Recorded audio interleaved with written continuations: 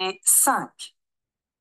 Les premières tentatives pour saisir l'opinion des populations à l'occasion d'élections sont apparues au XIXe siècle aux États-Unis avec les straw votes ou votes de paille.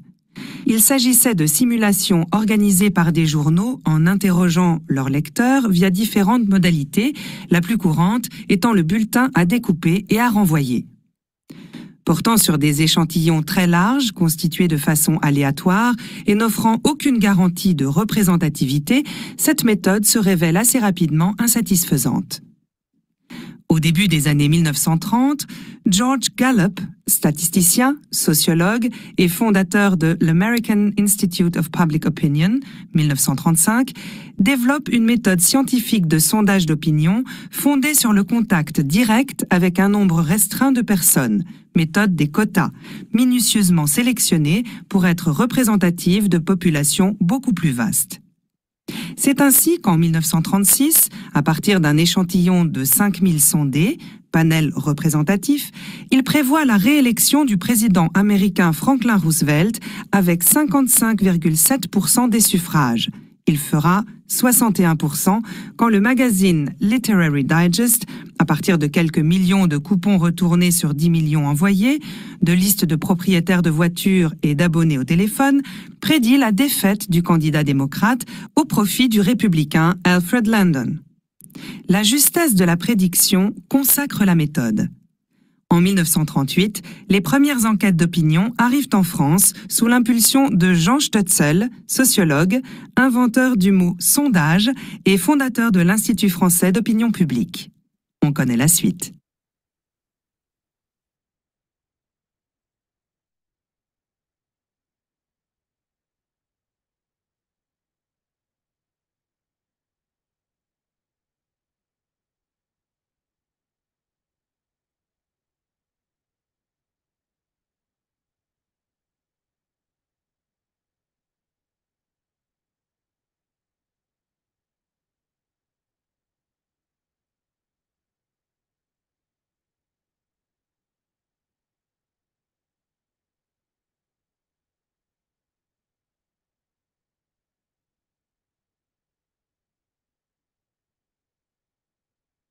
Activité 5. Les premières tentatives pour saisir l'opinion des populations à l'occasion d'élections sont apparues au XIXe siècle aux États-Unis avec les straw votes ou votes de paille. Il s'agissait de simulations organisées par des journaux en interrogeant leurs lecteurs via différentes modalités, la plus courante étant le bulletin à découper et à renvoyer. Portant sur des échantillons très larges, constitués de façon aléatoire et n'offrant aucune garantie de représentativité, cette méthode se révèle assez rapidement insatisfaisante.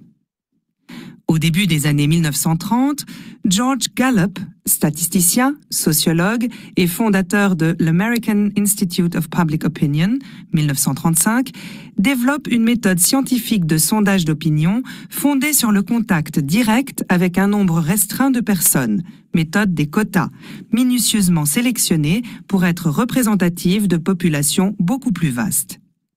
C'est ainsi qu'en 1936, à partir d'un échantillon de 5000 sondés, panel représentatif, il prévoit la réélection du président américain Franklin Roosevelt avec 55,7% des suffrages. Il fera 61% quand le magazine Literary Digest, à partir de quelques millions de coupons retournés sur 10 millions envoyés, de listes de propriétaires de voitures et d'abonnés au téléphone, prédit la défaite du candidat démocrate au profit du républicain Alfred Landon. La justesse de la prédiction consacre la méthode. En 1938, les premières enquêtes d'opinion arrivent en France sous l'impulsion de Jean Stutzel, sociologue, inventeur du mot sondage et fondateur de l'Institut français d'opinion publique. On connaît la suite.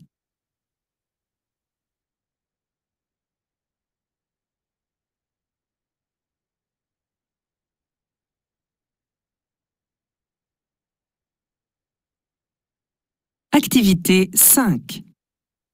Les premières tentatives pour saisir l'opinion des populations à l'occasion d'élections sont apparues au XIXe siècle aux États-Unis avec les straw votes ou votes de paille.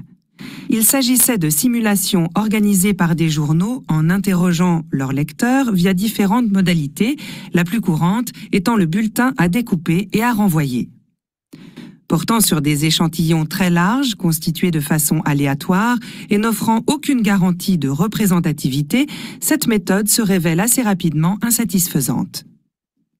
Au début des années 1930, George Gallup, statisticien, sociologue et fondateur de l'American Institute of Public Opinion, 1935, développe une méthode scientifique de sondage d'opinion fondée sur le contact direct avec un nombre restreint de personnes, méthode des quotas, minutieusement sélectionnée pour être représentative de populations beaucoup plus vastes. C'est ainsi qu'en 1936, à partir d'un échantillon de 5000 sondés, panel représentatif, il prévoit la réélection du président américain Franklin Roosevelt avec 55,7% des suffrages.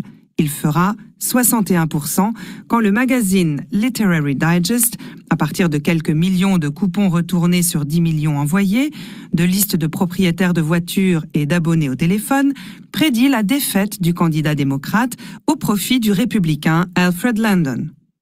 La justesse de la prédiction consacre la méthode. En 1938, les premières enquêtes d'opinion arrivent en France sous l'impulsion de Jean Stutzel, sociologue, inventeur du mot « sondage » et fondateur de l'Institut français d'opinion publique. On connaît la suite.